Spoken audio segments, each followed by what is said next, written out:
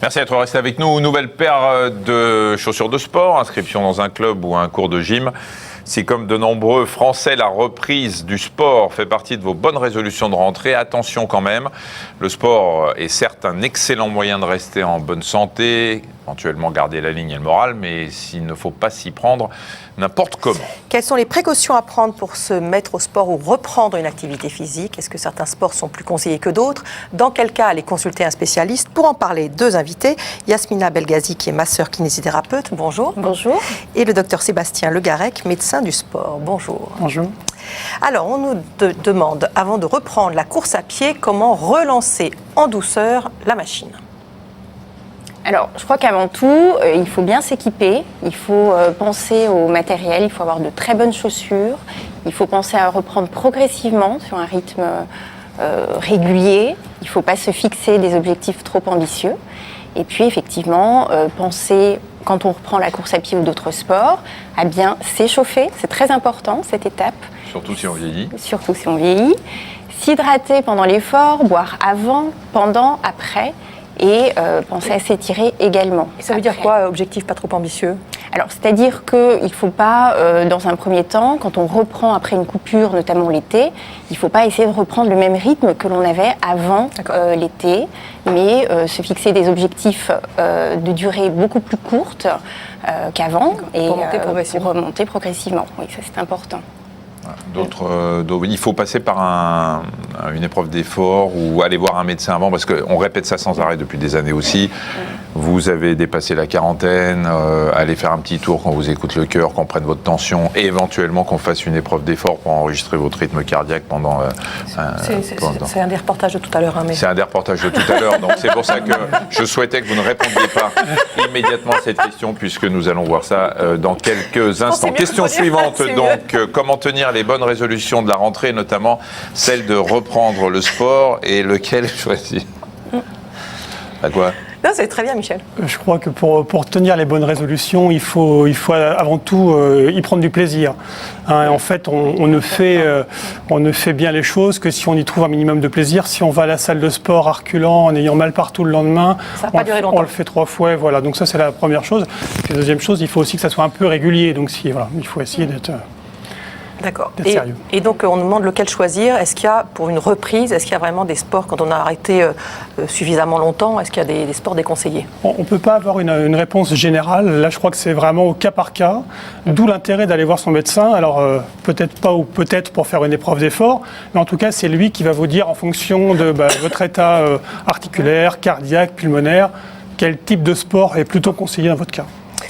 J'ai fait beaucoup de gymnastique dans ma jeunesse, puis je m'y remettre sans risque à 40 ans passés. Qu'en pense la kiné? Oui, il n'y a pas de raison. Si on fait attention, si on pense effectivement à faire un bilan effectivement chez son médecin un peu avant, s'il n'y a pas de contre-indication majeure, et s'échauffer. Oui, ça ne sera peut-être pas la même gymnastique que dans sa jeunesse, mais tout à fait, c'est tout à fait possible. Oui. Quand? Matin, midi ou soir, à quel moment de la journée faut-il faire du sport? Alors là aussi, il y a des gens qui le matin peuvent le faire avant le petit-déj ou après. Il y en a d'autres à midi qui sortent du bureau pour le faire, d'autres qui préfèrent attendre la fin de journée. C'est quoi? C'est chacun son rythme, ou bien il y a des moments, même physiologiquement, pour l'organisme, préférable? Physiologiquement, c'est pas une très bonne idée d'y aller juste après le repas, parce qu'on est en pleine digestion, vous êtes déjà occupé à faire d'autres choses que travailler vos muscles, donc voilà. Et puis, c'est pas très confortable d'aller courir l'estomac plein, ça peut engendrer du reflux. Voilà, mais sinon, non, physiologiquement, on sera peut-être plus performant dans certains moments de la journée, mais sinon, il n'y a pas de contre-indication. Enfin, je crois qu'il faut vraiment adapter en fonction de son emploi du temps. C'est pas mal aussi en fin de journée, parce que ça permet d'éliminer éventuellement le stress qu'on a eu dans la journée, non? Exactement. Mais alors, il faut faire attention au sommeil, parce que ça peut peut-être aussi empêcher de bien... Il ne faut pas le faire trop tard, pas juste avant de se coucher. Exactement. Oui. Est-ce qu'il vaut mieux faire 20 minutes de sport par jour ou de longues sessions 3 fois par semaine? Il vaut mieux que ça soit fractionné. C'est-à-dire qu'effectivement, il vaut mieux faire 20 minutes tous les jours plutôt que de faire 2 grosses séances d'1 heure, 1h30. En termes de bénéfices, ça sera sûrement mieux du point de vue cardiovasculaire. À partir de combien de temps de footing, quelle que soit la vitesse, on commence à vraiment travailler le cœur À partir de 10 minutes. À partir de 10 minutes, déjà, il y a un petit bénéfice. C'est la recommandation de l'OMS, en fait. Ma mère de 75 ans voudrait faire de l'aquagym. Est-ce que c'est une bonne idée? c'est une très bonne idée. L'aquagym, donc les sports d'eau, que ce soit la natation ou l'aquagym, à partir du moment où... C'est pas l'aquabike, on précise bien, parce que c'est quand même assez dur l'aquabike. Oui, l'aquabiking, c'est encore autre chose. L'aquabike, c'est faire du vélo. Hein. C'est du vélo dans l'eau. Donc l'aquagym, généralement, sont des mouvements assez doux qu'on pratique avec la résistance de l'eau. Donc c'est tout à fait possible, oui. Alors justement, tiens. Justement. Certains profitent d'avoir davantage de temps pour eux au moment de la retraite pour se remettre au sport. C'est le cas de Monique. Notre équipe l'a suivie lors de son cours de gym. Reportage Marie Guyot et Héloïse Mallet. 1, 2, 3, je reste là, j'étire le bras opposé vers l'oblique basse. Quand elle s'est retrouvée à la retraite il y a 2 ans, Monique a décidé de se remettre au sport. C'est son médecin qui l'a convaincue. Elle n'en avait pas fait depuis plus de 20 ans. C'était difficile parce que j'étais quand même un peu rouillée et j'étais essoufflée et petit à petit tout est revenu normalement et maintenant tout va bien. Aujourd'hui, le cours a lieu sous forme d'un circuit training, c'est-à-dire une série d'exercices réalisés les uns après les autres en binôme. Le but, faire travailler l'intégralité du corps de manière ludique, tout en améliorant son endurance. Je vais essayer de décoller un pied, de tendre la jambe, replier et reposer, tout ça en maîtrisant bien mon équilibre. Le fait de bien maîtriser l'équilibre, ça va vous permettre de bien muscler tous les muscles profonds au niveau de la colonne vertébrale et de bien gainer la ceinture abdominale. Quand on n'a pas fait de sport depuis longtemps, la règle numéro 1, c'est de s'y remettre en douceur. Normalement, ça fait pas mal, on sent que ça travaille, ça chauffe. Mais voilà, on va pas jusqu'à la douleur. Si on arrive à la douleur, là, on calme un peu le jeu.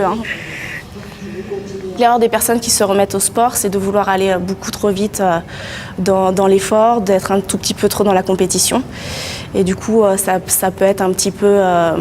ça peut provoquer des risques, parce qu'il y a des risques de blessures et puis des risques de peut-être de malaise ou de choses comme ça. Adducteur, abducteur, équilibre et fonction cardio-respiratoire en même temps. Voilà. Quand on reprend le sport, en fait, au niveau de la fonction cardio-respiratoire, on essaie d'y aller progressivement en montant au fur et à mesure en intensité. Pas y aller d'un bloc d'un seul coup. Donc là, vous allez sentir les muscles de la taille qui vont se mettre en action, en contraction. Déverrouiller un peu les genoux pour bien fixer le bassin, inclinaison du buste. J'avais mal partout, j'avais des gros problèmes musculaires, notamment dans les épaules. Et maintenant, avec l'exercice, tout va bien. J'arrive à lever les bras, j'arrive à bouger mes hanches, à faire plein de choses, à tout faire en fait. On va passer aux étirements et à la relaxation. Il y a quelques mois, Monique est passée à 2 cours par semaine. De quoi entretenir sa santé physique, mais aussi son bien-être moral. Alors on veut des précisions sur le rythme. On demande pour être en pleine forme, quel rythme conseillez-vous? 5, 10 ou 30 minutes de gym par jour? Est-ce qu'en gros, dès 5 minutes déjà, c'est bien? Il faut quand même monter à 30 5 minutes, c'est un peu court quand même. On a à peine le temps de mettre les baskets et de prendre la douche. Donc non, il faut quand même un minimum. Je crois qu'il faut au moins faire au moins une quinzaine de minutes. Je crois qu'on peut pas conseiller beaucoup moins, quoi. Après un cancer, puis-je me remettre au sport et lequel privilégier? Yanis, non seulement c'est recommandé, il y a même des services de cancérologie maintenant. On avait reçu quelqu'un à Marseille qui lance ces programmes de sport pour tous ceux qui sont passés par cette épreuve. Tout à fait. Et c'est vivement conseillé. On sait qu'on tolère bien mieux le traitement. En fait, les effets indésirables sont bien mieux tolérés. En termes de récidive de la maladie, il y a beaucoup moins de récidives. Et ça a été clairement démontré en particulier pour le cancer du côlon et le cancer du sein. Donc oui, tout à fait. Et puis pour le moral aussi, pour l'image de soi, c'est extrêmement important, bien sûr. Et quand malgré la fatigue. Quand on est très fatigué avec l'exercice physique, effectivement, là, c'est difficile. Ça peut être justement de la kiné qui peut permettre de mobiliser quand même. Exactement, puisqu'on fera des exercices donc avec les patients. Et ça leur permettra effectivement de retrouver une activité sportive et d'avoir une belle transition à ce niveau-là. Oui. Alors c'est compliqué là, je travaille en heure décalée. J'ai des douleurs, même en nageant. Quel sport pratiquer? Anne-Marie nous précise qu'elle vit en milieu rural, sous-entendu qu'il ne doit pas y avoir des salles de gym pratiques dans le coin. Alors, très simple, elle peut commencer par de la marche à pied, qu'elle peut faire à un rythme différent, et peut-être aussi du vélo. Le vélo serait aussi une bonne activité. Le vélo, c'est bien parce que ça n'abîme pas les articulations. Même si on a mal parce qu'elle dit qu'elle précise qu'elle a mal partout. Le vélo, c'est un... Oui, c'est un sport porté, donc forcément, il y a moins de contraintes mécaniques sur les articulations, en particulier les hanches et les genoux. Donc effectivement, c'est plutôt un bon conseil. Malgré tout, si elle a mal en nageant, j'irai consulter quand même, parce que c'est pas banal d'avoir mal en nageant. Mais pour en revenir à la marche, que beaucoup ne considèrent pas comme un sport, En tout cas, c'est une activité physique qui est recommandée là aussi par l'OMS. La marche, c'est à quel rythme? Parce que la marche, on peut marcher doucement et puis pas avoir l'impression de progresser. Alors, le rythme, donc plusieurs fois par semaine, ça c'est une chose. Et puis, pendant sa marche, travailler sur des moments d'accélération. C'est-à-dire commencer 5 minutes rapidement, ralentir le pas et poursuivre de cette façon la session. Voilà. On dit que 30 minutes par jour, c'est déjà efficace. Oui, et quand on voit les gens marcher avec des bâtons de ski, c'est bien ou pas? Où ça Oui, très bien, c'est très complet. Exactement. Maïté a une spondylarthrite ankylosante, elle aimerait refaire du sport, elle a rapidement des douleurs à la marche, que lui conseillez-vous? D'en faire, effectivement, je crois que c'est bien. La seule chose, c'est que dans la spondylarthrite, il y a des périodes inflammatoires qu'il faut savoir respecter. Donc, au moment des douleurs, on évite. Voilà, mais en dehors des douleurs, si, il faut, bien sûr. Au contraire, même parce qu'on a tendance à s'enraidir dans la spondylarthrite. Donc, il faut essayer de garder la souplesse rachidienne, c'est important. Et c'est le mieux, la marche, ou dans ce cas-là, il y a d'autres sports? Non, c'est pas forcément le mieux. On peut conseiller la natation, on peut conseiller la gymnastique, comme on a vu là dans le reportage. Oui, c'est plutôt... La spondylarthrite, c'est une maladie particulière, mais on peut peut-être élargir, extrapoler un peu à tous ceux qui ont de l'arthrose notamment, et qui ne savent pas si le fait de faire... Comme ils ont mal, ils ne veulent pas faire de sport en disant ça va aggraver l'arthrose, et puis on leur dit en même temps qu'il faut en faire quand même parce que ça permet de dérouiller les articulations. Qu'est-ce qu'on fait alors? On croit qui? Il faut être intelligent. Et donc là aussi, il faut savoir écouter ses douleurs, mais malgré tout, on sait que c'est bénéfique. Enfin, clairement, ça ralentit le rythme de la dégradation du cartilage. On va perdre du poids en faisant une activité physique, donc forcément, on va soulager les douleurs, on va se muscler, donc on va protéger nos articulations. Donc si l'arthrose n'est pas une contre-indication à l'activité physique, et au contraire même, mais il faut savoir, effectivement, lorsqu'on a mal, s'écouter, s'arrêter le temps. Et puis trouver des sports comme l'aquagym, par exemple, qui sont des sports en apesanteur. En apesanteur, tout à fait. Mais l'exercice physique est conseillé. Mon fils de 10 ans a l'air très attiré par le yoga. Il me regarde et reproduit les mouvements. Est-ce que c'est une bonne discipline à cet âge? Le yoga à 10 ans? Pourquoi pas, oui. S'il peut y trouver du plaisir, oui. Après, on conseillera plutôt à cet âge-là d'avoir des activités un peu plus dynamiques. Mais, il n'y a pas de contre-indication, mais... mais s'il est attiré à 10 ans, c'est peut-être un calme. Il est peut-être en pleine zénitude. C'est un futur yogi, peut-être. Oui. Pas tous footballeurs dans l'âme. C'est vrai.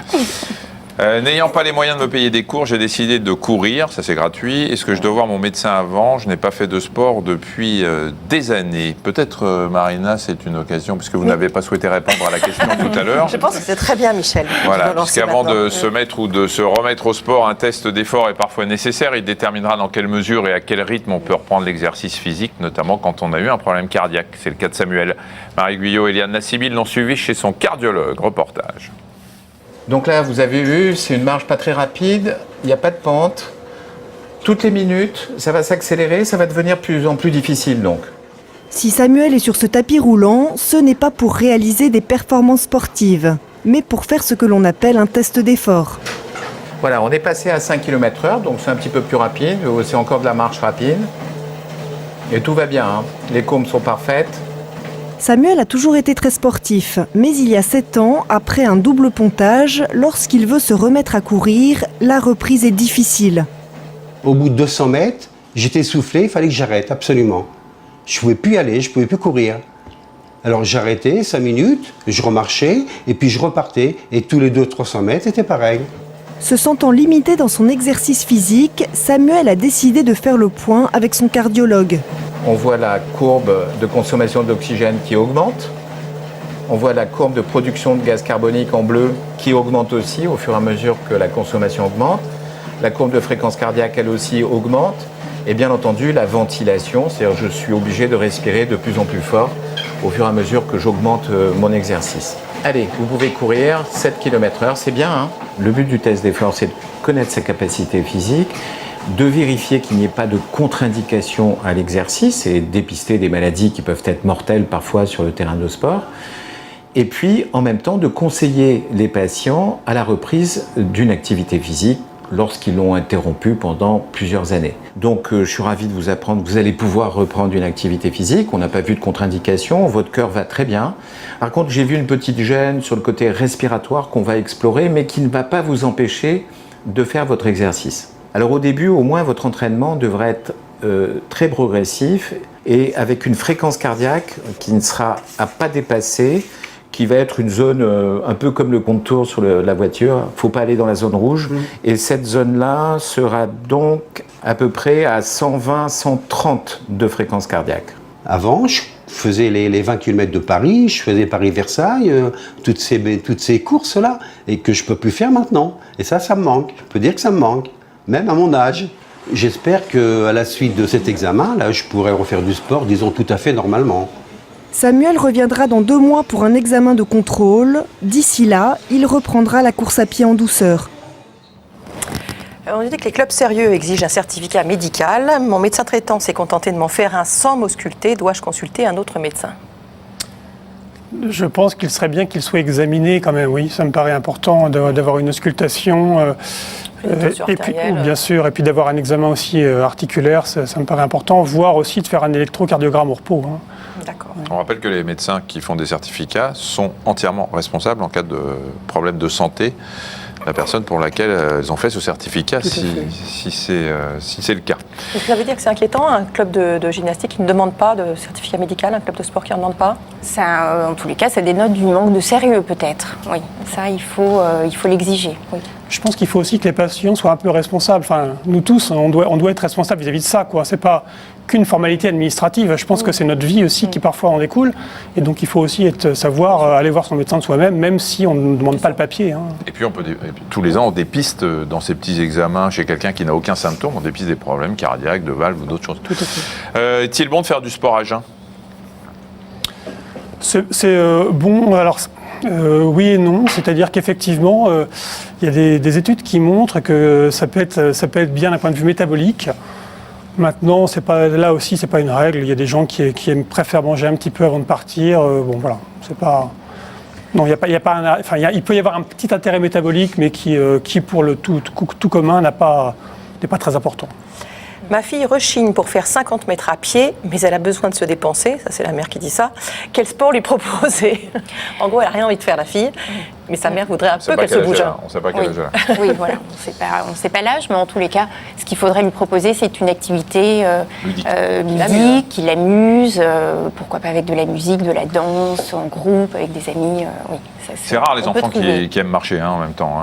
C'est juste. Je pense que ça doit être une enfant. Il faut leur proposer des. C'est pas parce qu'ils n'aiment pas marcher qu'ils ne veulent pas faire de sport. Oui, c'est vrai. Sinon, non, mais elle a besoin de se dépenser, ça fait très. Ma fille bouge pas, quoi. Et on reprend. Comment éviter les courbatures et comment les soulager? Les éviter, il faut déjà bien s'hydrater, ça c'est une bonne idée, et s'hydrater avant, pendant et après. Et puis en règle générale, les courbatures, elles arrivent au début quand on se remet dans l'activité. Une fois que l'activité est reprise depuis un certain temps, en règle générale, ça va mieux. En même temps, c'est pas forcément mauvais signe, les courbatures, ça veut dire qu'on a bien travaillé aussi. Tout à fait. Alors parfois, elles peuvent être très très très importantes et le lendemain, on a vraiment du mal à se lever. Donc là, il faut quand même faire un peu attention. D'accord. Et pour les soulager, on fait comment? Alors, il y a eu une grande polémique sur les étirements. Je pense que là, pour le coup... La polémique, juste pour la résumer, pendant des décennies, on a dit, après le sport, avant et après, surtout, vous vous étirez pour justement étirer ces fibres musculaires, pour les détendre un petit peu. On a dit non parce que... Après, il y en a d'autres qui ont dit non parce que quand vous courez, par exemple, vous faites des micro-traumatismes de ces fibres et si vous tirez dessus encore après, ça augmente les traumatismes. Qu'est-ce qu'on fait? Alors, je crois que c'est bien de s'étirer, malgré tout, mais pas en termes de récupération et de soulagement pour les douleurs musculaires. Mais de rester souple, c'est important, même dans le quotidien, c'est très important. Et le moment sûrement opportun, malgré tout, pour essayer de s'étirer sans trop se faire mal, c'est sûrement quand le muscle est un peu chaud quand même. Donc je pense que oui, c'est quand même bien de s'étirer, pas à froid, mais effectivement, si on avait fait une séance sportive un peu intense, où effectivement, comme vous le dites, on a cassé la fibre musculaire, c'est peut-être pas une très bonne idée de tirer encore dessus et de se faire davantage mal. Et alors les conseils de danseurs pour soulager courbatures, c'est un bain chaud avec du gros sel et 2 aspirines effervescentes. Exactement. Conseil d'une danseuse. Non, mais des danseurs. Les danseurs classiques, c'est ce qu'ils font. Ah bon? Bien sûr. Un bain chaud avec du gros sel. Gros sel et aspirine effervescente. Dans le bain. Dans le bain? Oui, dans le bain. Et vous m'expliquez comment ça marche? Les danseurs font ça, donc s'ils font ça, ça doit soulager leur courbature. Oui, mais non, j'essaye de comprendre Écoutez, le sel, le comprimé effervescent dans le bain. Un comprimé? 2. 2 comprimés, dans un grand bain. Et une poignée de gros sel. C'est la dilution des molécules. Hein. C'est ça. C'est la mémoire de l'eau. Hein. Parce que là, Continuez. vous pouvez nous l'expliquer, ça, non? Je vais avoir un peu de mal aussi. Comme dit Benoît qui est dans mon oreille, il dit c'est comme un mini spa, un mini spa. un spa. En même temps, il ne faut pas tout expliquer. Si ça marche, c'est très bien. Jacuzzi, c'est un mini jacuzzi. C'est ça. Voilà. Parce que Benoît, il cherchait le mot. On continue ? Oui. Je suis très essoufflé après avoir monté les 2 étages chez moi, puis je commençais par faire de la marche rapide. Peut-être pas juste avant de monter les 2 étages, mais... Oui. Oui, tout à fait. Oui, bien sûr. Oui, je pense que c'est parce que en fait, le fait de reprendre au départ, c'est un petit peu compliqué. Il faut le temps que le cœur s'adapte, les poumons. Donc il faut aller progressivement. Donc, puis quand on est très essoufflé, il vaut aussi pas mal d'aller voir son médecin, voir si on n'a pas un petit problème cardiaque quand même. Exactement. Tout à fait. Exactement. Je suis enseignante en congé longue maladie à cause d'une dépression. Je trouve du bien-être dans le sport et participe dimanche à mon premier triathlon. Bien, on pensera à vous dimanche, bien évidemment. Quel sport peut-on faire quand on a une scoliose ? Alors, tous les problèmes de dos, le premier sport que je recommande, la natation, hein, c'est par excellence le premier sport. La natation sur le dos ? Sur le dos, c'est tout à fait possible. Il faut faire attention à la brasse coulée. Donc sur le dos bien, le crawl, si on sait le nager. Donc ça, c'est vraiment le sport par excellence vers lequel se diriger. Puis ensuite, les sports dirigés par des professionnels pour tout ce qui va être yoga, pilates, étirement. Ça, c'est possible aussi. Oui. Vous y connaissez en yoga tous les deux ou pas ? Un peu. Ouais. Alors, je voudrais faire du yoga, mais je suis perdu. Il y a tellement de pratiques différentes. Laquelle choisir quand on n'a jamais fait de sport ? Ouais. Alors, c'est vrai qu'il y a différents types de yoga. Hein. Plus ou moins actifs. Voilà, plus ou moins actifs. Je pense qu'il faut commencer par la base. Le yoga assez doux, qui va travailler beaucoup sur la respiration, la prise de conscience de son corps et effectivement un travail global sur tous les membres, qu'ils soient supérieurs ou inférieurs. Ouais. Et ça a un nom, le yoga doux ou pas ? Alors, je crois que c'est l'hatha yoga. Mais bon, D'accord. je vais peut-être me faire... Émilie aimerait se remettre au sport. Elle a peur de ne pas y arriver étant fumeuse. Y a-t-il un sport conseillé pour débuter ? Vous allez dire qu'il vaut mieux qu'elle arrête de fumer, mais bon, c'est pas ça la question qu'elle pose. C'est est-ce qu'il y a quand même un sport conseillé quand on fume ?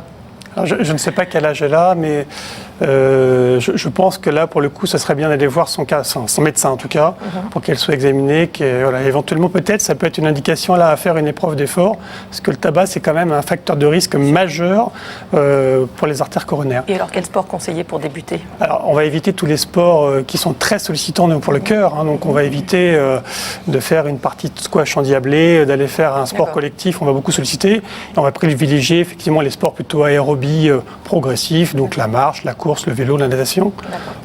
Voilà, mais c'est pas une contre-indication le tabac. Au contraire, parce que si vous vous mettez à faire du sport, peut-être que vous fumerez moins, et puis surtout, ça va risque de nettoyer aussi un petit peu vos artères. Il faut juste être prudent, en fait. Ouais. Quel sport choisir pour sculpter son corps rapidement ? C'est rapidement.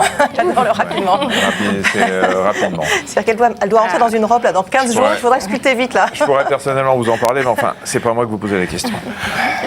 Donc. Là, il ne faut pas trop avoir d'illusions quand même. Ça ne se fait pas comme ça du jour au lendemain. Sculpter Non, ça demande du temps. Voilà. Et souvent, les gens pensent qu'uniquement en musclant, on va sculpter. En fait, la première chose avant tout, c'est déjà de perdre ses excès de masse grasse. Justement, on nous demande quel est le meilleur sport pour maigrir. C'est Soussou qui demande ça. Ça va être plutôt des sports d'endurance. Donc, ça va plutôt être des sports style marche, course, natation, vélo. Et donc voilà. Plus. Alors, malgré tout, pour maigrir, il faut aussi avoir des muscles. Parce que les muscles, c'est ce qui consomme le carburant, je dirais. Donc il faut aussi savoir faire un peu d'exercice physique musculaire. Bien, merci. À tous les deux. On va y aller tout de suite faire du sport, Maria. Lundi, dans le docteur, on répondra à vos questions sur les dangers du bricolage. Et puis, juste après notre émission, un documentaire dans la série Vue d'en haut, aujourd'hui, le Pays de Galles. Et à 17h30, Axel de Tarlet dans C'est-à-dire. On vous retrouve lundi. Passez un très bon week-end. Bon week-end, au revoir.